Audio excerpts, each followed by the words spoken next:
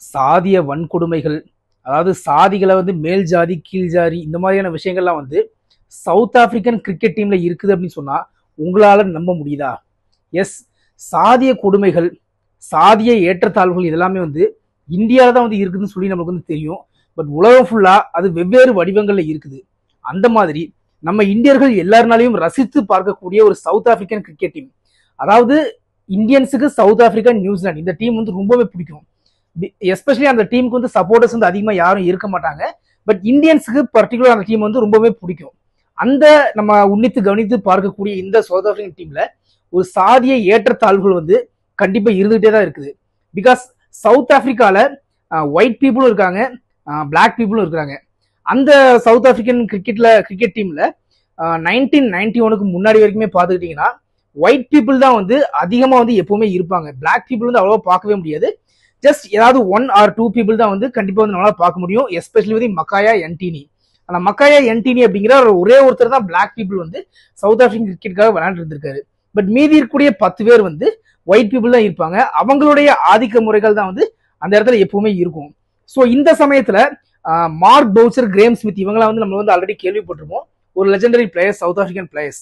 அவங்க எல்லாருமே வந்து இந்த மாதிரி கருப்பின மக்களை வந்து ரொம்பவே வந்து வெறுக்கிறதாகவும், அவங்க மேல ஒரு ஓரவஞ்சனை காட்டுறதாகவும், ஒரு ரேசிசம திணிக்கிறதாகவும் சொல்லி நிறைய குற்றச்சாட்டுகள் வந்து பல வருடங்களும் இருந்திருக்குது. ஸோ அதை பிரேக் பண்ணக்கூடிய வகையில 2020-2021ல சிஎஸ்ஏ அப்படின்னு சொல்லி ஒரு இது வந்து ஃபார்ம் பண்றாங்க. அந்த சிஎஸ்ஏ அப்படிங்கிற அந்த இயக்கம் வந்து என்ன சொல்றாங்க அப்படின்னா, ஒரு நம்ம எப்படி ரிசர்வேஷன் வந்து பண்றோம் நம்ம ஊர்ல, அந்த மாதிரி கிரிக்கெட் டீமுக்கும் ரிசர்வேஷன் வேணும் அப்படின்னு சொல்லி குறிப்பிட்ட ஒரு கருப்பின மக்கள் வந்து அந்த டீம்ல வந்து இருந்தே ஆகணும் அப்படிங்கிற மாதிரியான ஒரு புதிய சட்டங்களை வந்து கொண்டு வர்றாங்க. நிறைய திறமை இருக்கிற பிளேயர்ஸ்க்கு வந்து அந்த இடத்துல வந்து வாய்ப்பு கிடைக்காம போகுது அப்படிங்கிற மாதிரி நிறைய லெஜெண்டரி பிளேயர்ஸ்லாம் வந்து நிறைய வந்து கருத்து வந்து தெரிவிச்சிருக்காங்க.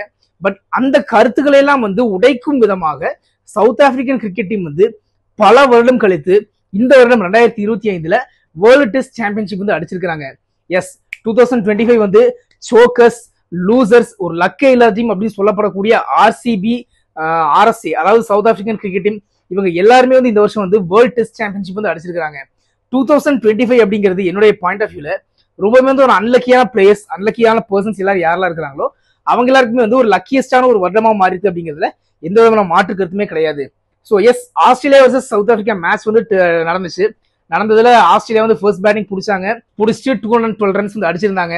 அதற்கு செகண்ட் இன்னிங்ஸா சவுத் ஆப்பிரிக்கா வந்து 130 தான் அடிச்சிருந்தாங்க. ஆஸ்திரேலியா ரொம்பவே வந்து கம்மியான ரன்ஸ் தான் அடிச்சிருந்தாங்க. ஸோ அது ஒரு பவுலிங் பிச் அப்படிங்கறனால அதை கூட சவுத் ஆப்பிரிக்கானால சேஸ் பண்ண முடியாது அப்படின்னு வந்து பேசிட்டு இருந்தாங்க வல்லுநர்கள் எல்லாருமே. அந்த வல்லுநர்களுடைய கருத்துக்கள் எல்லாமே உடையும் விதமாக அந்த சவுத் ஆப்பிரிக்கன் கிரிக்கெட்டினுடைய கேப்டன் பவுமா, டெம்பா பவுமா, அதாவது நீங்க அந்த அவரை பாத்தீங்க அப்படின்னா வந்து உங்களுக்கே தெரியும், அவர் வந்து சச்சினை விட ஹைட் வந்து ரொம்ப கம்மியா இருப்பாரு. ஒரு கருப்பின மக்களை வந்து சேர்ந்தவர். அவர் தான் வந்து இந்த சவுத் ஆப்பிரிக்கன் கிரிக்கெட் டீமை வந்து வழிநடத்தி கொண்டு வந்திருக்காரு இந்த ஃபைனல்ஸ் வரைக்கும் கொண்டு வந்துட்டார் அப்படிங்கிறது நம்மளுக்கு தெரியும். ஃபைனல்ஸ்க்கு முன்னாடி என்னென்ன சம்பவம் பண்ணார் அப்படின்னு தெரியுமா? அதாவது தொடர்ச்சியா 9 டெஸ்ட் மேட்ச்ல ஒரு டெஸ்ட் மேட்ச் கூட வந்து தோக்கவே கிடையாது சவுத் ஆப்பிரிக்கா, அவருடைய கேப்டன்சி இல்ல. ஸோ அந்த வகையில ஒரு சிங்கம் மாதிரி வழி நடத்தி கூட்டிட்டு வந்து ஃபைனல்ஸ்ல ஆட விட்டு தன்னுடைய டீம் வந்து ஜெயிக்க வச்சிருக்காரு. அவருடைய பேட்டிங் எபிலிட்டி வந்து பெர்ஃபெக்ட்டா சூப்பரா இருந்துச்சு. அவருடைய பேட்டிங் கூட கம்பேர் பண்ணணும் அப்படின்னா எய்டன் மார்க்கம் வந்து 136 வந்து அடிச்சு அந்த டீம் வந்து வெற்றிக்கு வழி நடத்தி கொண்டு போயிருக்காரு. ஸோ சவுத் ஆப்பிரிக்கா இந்த வேர்ல்டு டெஸ்ட் சாம்பியன்ஷிப் வந்து ஜெயிச்சிருக்காங்க. இது வந்து அந்த மக்களுக்கு வந்து எவ்வளவு பெரிய சந்தோஷம் கொடுத்திருக்கு அப்படின்னா ஒரு ஒரு மறக்க முடியாத ஒரு அனுபவமா கொடுத்திருக்குது. பிகாஸ் சவுத் ஆப்பிரிக்கால ஒரு கிரிக்கெட் நடந்துச்சு அப்படின்னாலே அந்த ஸ்டேடியம் சுத்தி வந்து அந்த மக்கள் வந்து அவ்வளவு ஃபில் ஆகவே மாட்டாங்க. பிகாஸ் கிரிக்கெட் அப்படிங்கிறது ஒரு ஃபேமஸான ஸ்போர்ட்டே கிடையாது. பட் இந்த மேட்சை பார்க்க வந்ததுக்கு அந்த மக்கள் கூட்டம் அப்படி நிரம்பி வலிச்சுது அப்படின்னு சொல்லலாம். ஸ்டேடியமே ஃபுல் ஆயிடுச்சு. அந்த சவுத் ஆப்பிரிக்கா ஜெயிச்ச அந்த தருணம் வந்து அந்த ஸ்டேடியமே அப்படியே அதிர்ந்துச்சு அப்படின்னே சொல்லலாம். அதை பார்க்குற நம்மளுக்கே வந்து அவ்வளவு சந்தோஷமா இருந்துச்சு.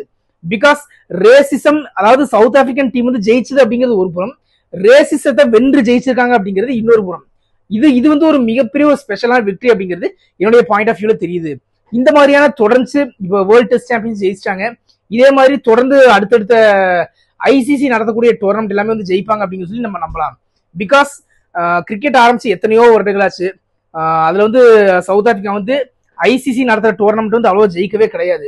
1992ல ஒரு அன்லக்கியான ஒரு அந்த ஒரு மழை பெய்த தருணத்தினாலே அந்த இடத்துல ஒரு ரன் வித்தியாசத்துக்கு ஜஸ்ட் வந்து தோத்துட்டாங்க.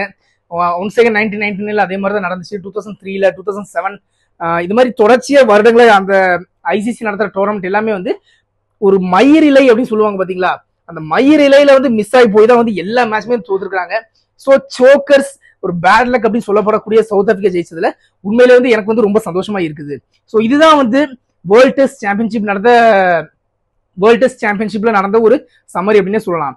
இந்த தருணத்துல நான் வந்து ரொம்பவே சந்தோஷமா இருக்கிறேன்.